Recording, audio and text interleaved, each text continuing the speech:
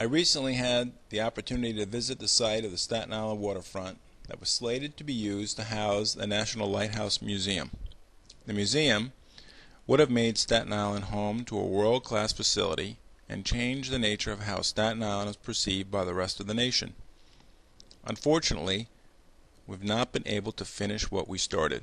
The project has fallen on hard times and lost support of local elected officials. Was it a bad concept? If so, none of our elected officials have stepped up to take responsibility. None of them have come forward to try and make it happen.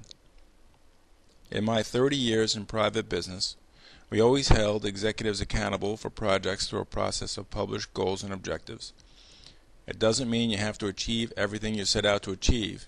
In fact, one might say that you need to fail on some things, otherwise you're not taking enough creative risk.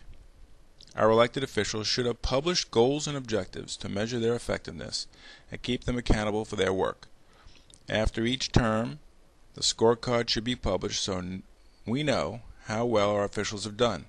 As well, the expectations for achievement should increase with time in office, since it's supposed to be a measure of how well you know and do your job. The museum you see in these images is a great idea that needs to be completed before we start something new. I hope to be able to influence this project and others by being elected to congressman in New York's 13th Congressional District.